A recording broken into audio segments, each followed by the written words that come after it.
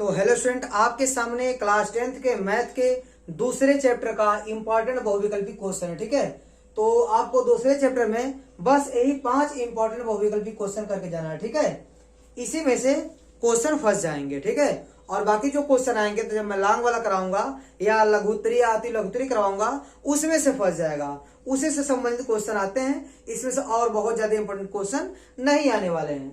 ठीक है, तो ध्यान दीजिएगा स्टूडेंट, इसमें क्या लिखा गया है कि एक द्विघात बहुपद के, पहला क्वेश्चन क्या है, एक द्विघात बहुपद के अधिक से अधिक शून्यकों की संख्या।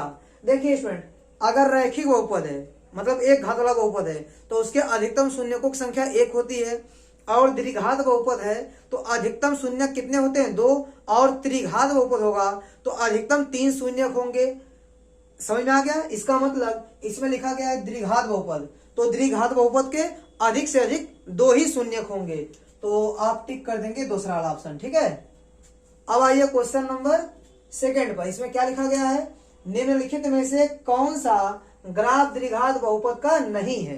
तो द्विघात बहुपद का ग्राफ हमेशा कैसा होता है, देखिए कप जैसा होता है। इस देखिए एक इस तरह आप कप बना दीजिए या उल्टा बना दीजिए। ठीक है, तो इस टाइप का जो ग्राफ बनेगा वो हमेशा किसका होता है, द्विघात समीकरण का होता है या द्विघात बहुपद का होता है। तो इस बात का आप ध्यान दीजिएगा, इस टाइप का जो बनेगा वही आपका द्विघात बहुपद का ग्राफ होगा, इसके अलावा दूसरे टाइप का नहीं होगा। इसको परवलयाकार भी बोलते हैं। क्या बोलते हैं?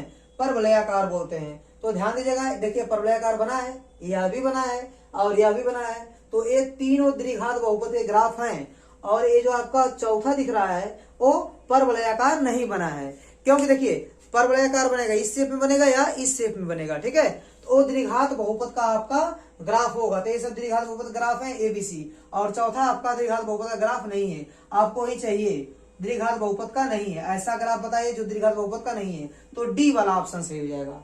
ठीक है स्टूडेंट, अब आते हैं क्वेश्चन नंबर 3 पर। देखिए क्या लिखा गया है, चित्र में प्रदर्शित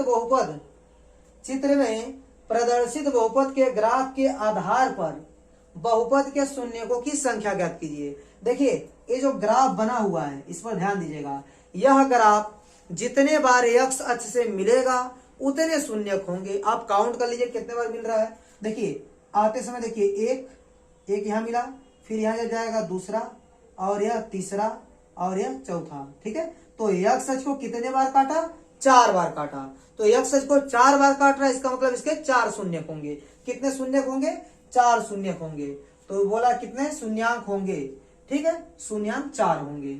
ठीक है स्टूडेंट, इस प्रकार क्वेश्चन नंबर 3 भी आपका कंप्लीट हो गया। अब आते हैं क्वेश्चन नंबर 4 पर। देखिए इसमें लिखा गया कि किसी द्विघात बहुपद ax² + bx + c जहां a is not equal to 0, a को 0 नहीं किया गया है, क्योंकि अगर a 0 हो जाएगा तो x² वाला पद खत्म हो जाएगा, तो द्विघात नहीं रह पाएगा, केवल bx + c बचेगा जो रैखिक बहुपद हो जाएगा। आपको द्विघात बहुपद को बनाए रखने के लिए x² गुणांक को 0 नहीं करना है। इस द्विघात बहुपद के लिए संगत समीकरण y = ax² + bx + c के ग्राफ का आकार होगा। देखिए ये तो आप इसी से कर सकते हैं, ग्राफ का आकार कैसा होगा मैं आपको बता दिया हूं कि द्विघात समीकरण जो भी होगा उसके ग्राफ का आकार परवलयाकार होता है। कैसा होता है, परवलयाकार। ये जो आकार आप देख रहे हैं इसे परवलय बोलते हैं। क्या बोलते हैं, परवलय बोलते हैं। तो ये परवलयाकार है। ठीक है, तो जितने भी द्विघात समीकरण के ग्राफ बनेंगे वो परवलयाकार ही बनते हैं, कंफर्म है। अब ध्यान दीजिएगा, यहाँ लिखा है वृत्ताकार बनेगा, ये तो गलत है, वृत्ताकार तो होगा नहीं, सीधी रेखा तो होगी नहीं, आयताकार होगा नहीं, परवलयाकार आपका क्या होगा, सही ऑप्शन होगा। तो सी वाला ऑप्शन आपका सही हो जाएगा। इसके बाद देखिए क्वेश्चन नंबर 5, इसमें क्या लिखा गया है, बहुपद x² + 7x + 10 के शून्यक हैं। तो शून्यक ज्ञात करना आपको आना चाहिए। देखिए शून्य कैसे ज्ञात करते हैं, जो बहुपद दिया गया है उसको शून्य के बराबर रख के सॉल्व कर लेंगे तो जो x का मान आएगा, ठीक है, मतलब चर x का मान जो आएगा वही आपका शून्यक होगा। चलिए मैं यहाँ पे सॉल्व कर लेता हूँ, सॉल्व कर लेता हूँ। क्या दिया गया है, बहुपद आपका x² + 7x + 10।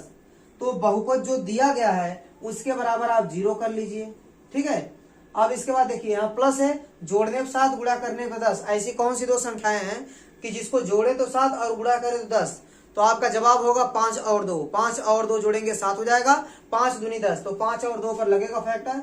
तो x² + 5x + 2x + 10 = 0। अब यहाँ से आप x कॉमन कर लीजिए तो x बचेगा, और यहाँ से x कॉमन तो 5 बचेगा, प्लस 2 कॉमन कर लीजिए, x प्लस 2 5 10 बराबर 0। x प्लस 5 एक ब्रैकेट में, यहाँ कितना बचेगा x प्लस 2 इक्वल टू 0। आप x प्लस 5 को 0 के बराबर दिखाइए और x प्लस 2 को भी 0 के बराबर दिखाइए। देखिए यहाँ x का मान क्या मिलने वाला है, a प्लस 5 उधर जाके -5 हो जाएगा, ठीक है। और यहाँ पर x प्लस 2 a प्लस 2 उधर जाके क्या हो जाएगा -2, तो शून्य का आपको क्या मिल गया, -5 -2 मिल गया।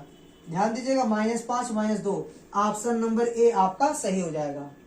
ठीक है स्टूडेंट, तो उम्मीद करता हूँ कि ये पांचों क्वेश्चन आपको अच्छे से समझ में आए होंगे।